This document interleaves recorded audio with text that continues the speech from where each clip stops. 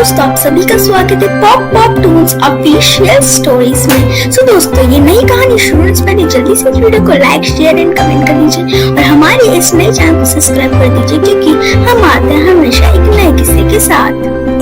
का डब्बा ले लिया, चलो जल्दी से घर जाती हूँ। जल्दी की लक्षिता अपने घर के लिए निकल जाती है। बस यहीं से ही सब कुछ बदल जाता है। ओह, तुम हो रूबी। तुम्हारी मम्मी ने तो मेरे बारे में बताया ही होगा। मैं युवांश हूँ, एक मल्टी इंटरनेशनल कंपनी में काम करता हूँ। और तुम कहाँ तक पढ़ाई करी है तुमने रूबी? मैं रूबी हूँ और मैं अभी अपना मास्टर्स पूरा कर रही हूँ। अभी बस 2-4 और एग्जाम्स के बाद मेरी सारी पढ़ाई पूरी हो जाएगी। पर आप क्यों पूछ रहे हैं? मुझे थोड़ी ना जॉब करनी है। क्यों नहीं करना चाहती हो तुम जॉब? आप भी काफी अच्छा मजाक कर लेते हैं। कौन पति चाहेगा कि उसकी पत्नी बाहर जाए और जॉब करे? मैंने काफी सारे लड़कों को देखा है जो कि अपनी पत्नी को बेसिकली मना ही करते हैं बाहर जाकर जॉब करने के लिए, इसलिए मैंने ऐसा कहा। और सच बोलो तो रूबी, तुमने केवल देखा है, असलियत भी तो अलग हो सकती है ना।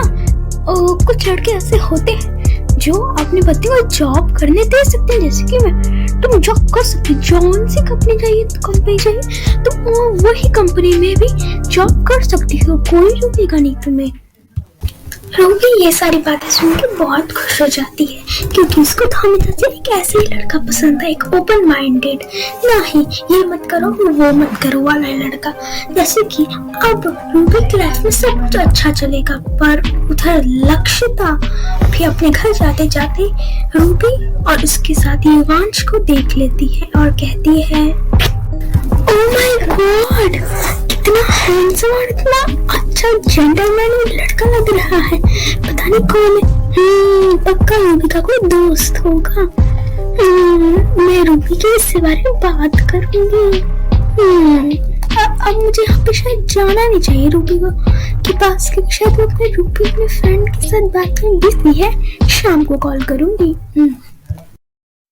अरे ये देखो, महारानी जी यहाँ पे बैठ के मोबाइल चला रही है। ए लक्षिता सुन। ओहो मम्मी, तुम इसे बताइए क्या चाहिए आपको? मिठाई का डब्बा तो ले आई हूँ, अब क्या चाहिए? हमेशा की तरह तू तो भूल ही गई होगी कि शाम को ट्रेन है, जल्दी से टैक्सी बुलवा दे। वैसे तू तो तेरी मौसी की बेटे की शादी में तो जा ही नहीं रही, अब जल्दी से टैक्सी बुलवा दे। रेलवे स्टेशन पहुंचते पहुंचते काफी ज्यादा रात हुई थी, तो रेलवे स्टेशन पे इंसानों का ना होना ये तो आम सी बात थी। लक्षिता की मम्मी तो ही बैठे बैठे सोई थी, पर लक्षिता इधर उधर मुंडी घुमा रही थी। दिख जाता है लक्षिता को कि वहाँ पे जैंसी थी, शायद वो भी कहीं पे जा रही थी, पर वो सीट पे बैठकर शायद किसी से कॉल पे बात भी कर रही थी। जैंसी, जो कि लक्षिता की दोस्त थी।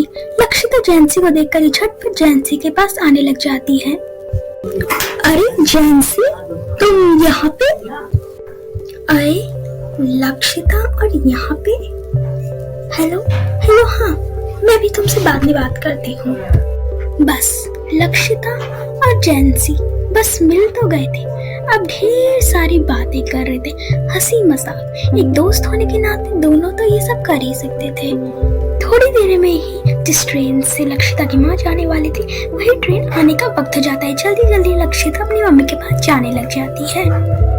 इधर लक्षिता की मम्मी भी निकल जाती है शादी अटेंड करने के लिए, और जैंसी भी निकल पड़ती है बैंगलोर के लिए।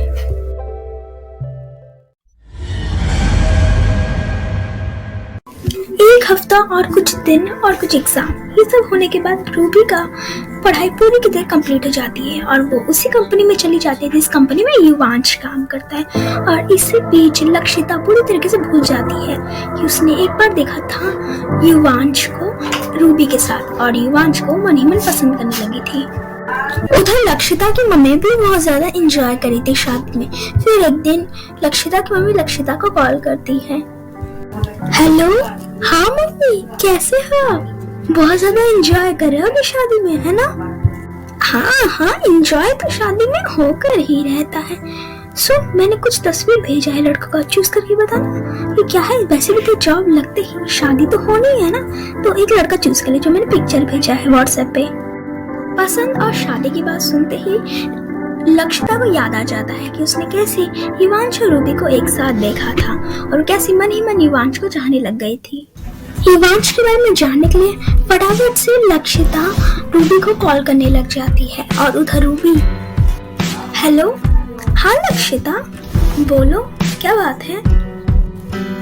हेलो, हाँ रूबी, मुझे तुमसे कुछ बात करनी है। हाँ तो अभी बातें तो कर रहे हैं, बता जल्दी से बता क्या बात है। एक हफ्ते पहले थर्सडे को तू एक रेस्टोरेंट के बाहर एक लड़के के साथ थी ना, वो लड़का कौन है। लक्षिता, जिस लड़की की तुम बात कर रही हो उसका नाम युवांश है और उसी से मेरी कुछ दिनों के बाद एंगेजमेंट होने वाली है। क्यों, क्या बात है। युवांश की एंगेजमेंट होने वाली है रूबी के साथ। बस यही बात सुन के तुरंत ही कॉल कट कर देती है लक्षिता। उस दिन शायद लक्षिता कुछ ज्यादा ही युवांश को सीरियस ले ली थी और युवांश मन ही मन प्यार भी तो कर बैठी थी, इसलिए अब तो उसको पता चल गया था कि रूबी से उसकी एंगेजमेंट होने वाली है। उसके घर में, यानी लक्षिता के घर में तो कोई था ही नहीं जो कि लक्षिता को समझा पाए। लक्षिता बस रोए जा रही थी। उधर रूबी भी कुछ ज्यादा खुश नहीं थी। ऐसा अचानक से लक्षिता का कॉल काट देना उसके मन में एक बहुत बड़ा सवाल उठाने टाइप का था। बेचारी दुखी हो जाती है। उसको यही लगता है कि जो मैं सोच रही हूँ कि लक्षिता युवांश से, नहीं, ऐसा नहीं होना चाहिए। हे भगवान, कुछ दिनों बाद हमारी एंगेजमेंट, सब कुछ सही रहे। रूबी को एक बात और समझ में नहीं आ रही थी कि वो जो कन्वर्सेशन हुई है लक्षिता के साथ, क्या वो युवांश को बता दे। बस यही सोचे जा रही थी और आज युवांश भी आने वाला था क्योंकि रूबी से उसको कुछ काम था। अरे रूबी, तुम उधर बैल्कनी में क्या कर रही हो? देखो मैं आ गया हूँ, आओ चलो बैठ के बातें करते हैं। बस फिर क्या होना था, युवांश और रूबी बातें करने लग जाते हैं, पर रूबी के मन में अभी भी वही चल रहा था, क्या वो लक्षिता से करी हुई कन्वर्सेशन के बारे में बता दे या फिर नहीं।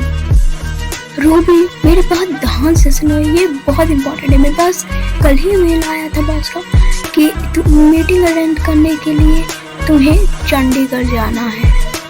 अरे ये क्या बोल रहे हो, कुछ दिनों में हमारी एंगेजमेंट होने वाली है और मुझे मीटिंग अटेंड करने के लिए चंडीगढ़ जाना पड़ेगा। अरे एंगेजमेंट के बाद जाना है और यही कुछ 7-8 दिन का होगा तुम्हारी, काफी सारी मीटिंग है ना, इसलिए अभी तो जरूरी है। अब तो तुम्हें जाना ही पड़ेगा रूबी मीटिंग अटेंड करने के लिए। हाँ ठीक है, ये सब तो ठीक है, पर मीटिंग अटेंड करेगी तो तुम भी तो चलोगे ना मेरे साथ। अरे रूबी, किसी बच्चे वाली बातें कर रही हो तुम। अरे बहुत टॉप की कंपनी है और तुम भी तो हो ना। अब तुम्हें अलग मीटिंग करने के लिए चंडीगढ़ जाना पड़ेगा और मुझे अलग मीटिंग करने के लिए चेन्नई जाना पड़ेगा, वही बस 7-8 दिन के लिए। और ये सब ठीक है, पर तुम भी जा रहे हो चेन्नई मीटिंग करने के लिए। अरे बस 7-8 दिन की तो बात है, चलो मैं सब कुछ अच्छी तरह से तुम्हें समझा देता हूँ, टाइमिंग्स वगैरह सब कुछ। युवांश रूबी को सब कुछ अच्छी तरह से समझा देता है कि कब, टाइमिंग्स, सारी बातें वो अच्छी तरह से समझा देता है। कुछ दिनों के बाद बहुत ही धूमधाम से रूबी और युवांश की एंगेजमेंट हो जाती है और उधर लक्षिता रूबी से बात करना बंद कर देती है। इसके आगे क्या होने वाला है ये जानने के लिए जरूर देखिएगा हमारा अगला एपिसोड। सो दोस्तों, अगर आपको ये वीडियो अच्छी लगी हो तो लाइक, शेयर, कमेंट एंड हमारे इस नए चैनल को सब्सक्राइब भी कर दीजिएगा।